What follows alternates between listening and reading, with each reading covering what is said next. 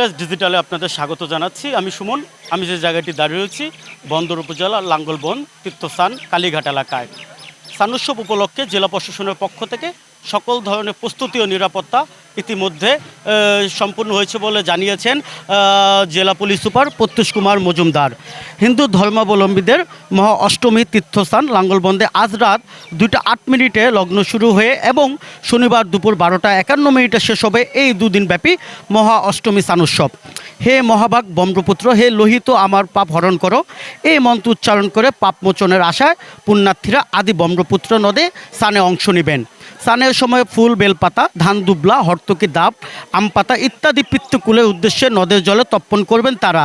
লগ্ন শুরুর পরপরই স্নানার্থীদের ঢল নামবে ব্রহ্মপুত্র নদে। বৃষ্টি স্নানঘাটে দল ভেদে সপরিবারে কেউ বা এককভাবে ধর্মীয় রীতি রেওয়াজ অনুযায়ী স্নানে অংশ নেবেন। দেশের বিভিন্ন প্রান্ত থেকে ইতিমধ্যে লাখ লাখ পুণ্যার্থীর আগমন ঘটেছে। তাদের পদভারে মুখরিত হয়ে উঠেছে লাঙ্গলবন। এবার সুষ্ঠু ও সুন্দরভাবে অনুষ্ঠিত হবে স্নানোৎসব।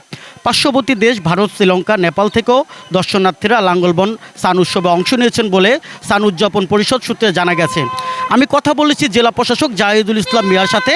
তিনি আমাকে যেমনটা জানিয়েছেন যে ইতিমধ্যে স্নান এলাকায় বৃষ্টি স্নান ঘাটলায় কাপড় পাল্টানো, চিকিৎসা সেবা ভ্রাম্যমাণ কেন্দ্র, শৌচাগার, বিশুদ্ধ পানি সরবরাহ ও পুণ্যার্থীদের নিরাপত্তায় নিয়োজিত থাকবে আইনশৃঙ্খলা বাহিনীর 1,500 সদস্য। স্নান এলাকায় টহলে থাকবেন সেনাবাহিনী, র্যাব, ব্রহ্মপুত্র নদে টহলে থাকবে নৌপুলিশ ও কোস্টগার্ড। আগত পুণ্যার্থীদের সুবিধার্থে 160টি শৌচাগার স্থাপন করা হয়েছে। স্নান এলাকায় নিরাপত্তা বসানো হয়েছে ওয়াচ টাওয়ার। এছাড়া সিসি ক্যামেরার আওতায় আনা হয়েছে তীর্থস্থানে 3 কিলোমিটার এলাকা ও পর্যবেক্ষণের জন্য থাকবে ড্রোন। এছাড়া স্নানার্থীদের সেবায় রয়েছে একাধিক স্বেচ্ছাসেবী। এবং আমি যে জায়গাটি রয়েছি, আমি এখানে কথা বলবো, এক পুণ্যার্থী রয়েছে তার সাথে, তার কাছ থেকে জানবো আপনি কোথা থেকে আসতেন। আমি টাঙ্গাইল থেকে আসছি, গোপালপুর থানা। এখানে তীর্থস্থান, আমি ব্রহ্মপুত্র নদীতে স্নান করব। আর এই দুনিয়ার সকল মানুষকে ভালো রাখুক, আমাদেরকে ভালো রাখুক, তাই মনে করে আমি স্নান করব।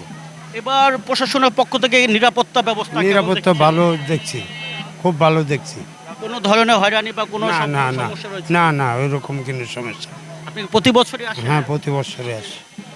জি, এই লাঙ্গলবন থেকে জানলাম এক পুণ্যার্থীর, তিনি প্রতি বছরই আসেন, এই স্থানে অংশ নেন স্থানোৎসব এলাকা থেকে। এই ছিল আমার কাছে সর্বশেষ। Suman Mia, channel S.